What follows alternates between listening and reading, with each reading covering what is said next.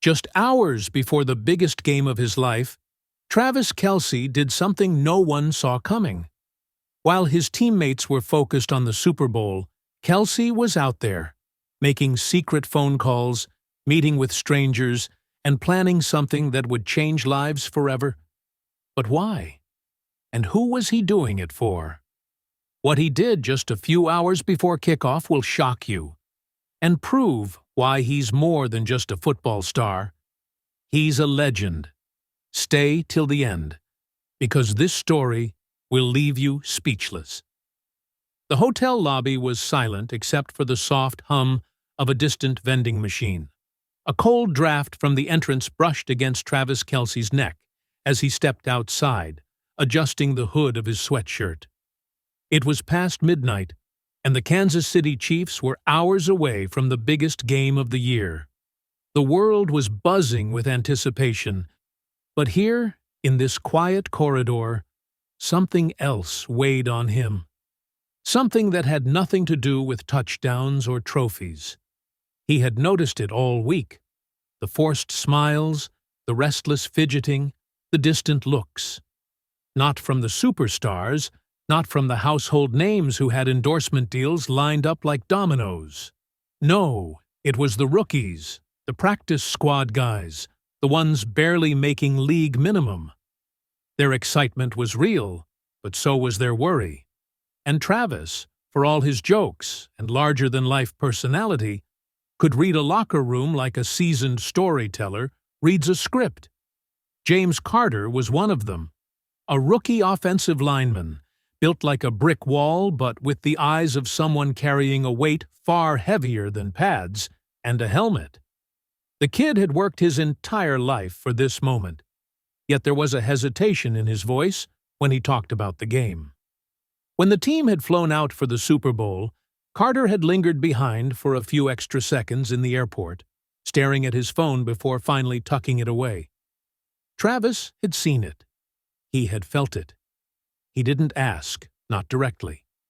He didn't have to. That was the thing about struggle. It spoke in silence louder than words ever could. Travis exhaled, breath curling into the cold night air as he walked toward a waiting car. He had made a few calls earlier that day. Now, it was time to set things in motion. The morning of the Super Bowl was electric. Cameras flashed, reporters swarmed, and the team buzzed with pregame energy. But Travis had one last thing to do before stepping onto that field. He stood in front of his locker, a handful of crisp white envelopes in his hands. The weight of them wasn't much, but the meaning, that was heavy. "Hey," he called out casually, waving a couple of teammates over. One by one, he handed out the envelopes, each labeled with a name. Confused glances turned into stunned silence as the players opened them. First-class tickets, VIP passes, hotel accommodations, for their families. "I know some of y'all couldn't bring your people out here," Travis said, voice light but eyes serious. "That didn't sit right with me. This ain't just our moment, it's theirs, too." The room was still. Then a low murmur, a few deep inhales as realization sank in. Some tried to protest, to hand the envelopes back, but Travis just shook his head. "Nah, man, this ain't charity. This is what family does." When James Carter opened his envelope, his hands trembled. But unlike the others, there was no ticket inside. Instead, there was a folded check. He stared at it, eyes flicking up to Travis in disbelief. I can't take this." Travis grinned, clapping a firm hand on his shoulder. "You're not taking anything, man. You earned it. And your mom? She should be here, watching her son do what he was born to do." Carter swallowed hard, his chest rising and falling like he was struggling to breathe. He had been ready to play for the team, but now he was playing for something bigger. The game was brutal. Every yard fought for, every tackle bone-shaking. The clock wound down, seconds slipping away like sand through clenched fists. And then, with one final surge, the moment came. The Chiefs needed a block. A single second's worth of protection to let Mahomes make the pass. The defensive line crashed forward, a red and white tidal wave ready to devour the play before it even had a chance. James Carter moved before he could think. He planted his feet, braced his arms, and in that split second, when instinct and training and sheer willpower converged, he made the block of his life. Mahomes's pass sailed clean, spiraling through the air before landing perfectly into the hands of the receiver. Touchdown. The stadium erupted. Fireworks exploded overhead. But as the celebration roared around him, Carter stood still, chest heaving, helmet in hand. He looked across the field, beyond the flashing cameras, beyond the screaming fans. In the front row, standing where she never thought she'd be, was his mother.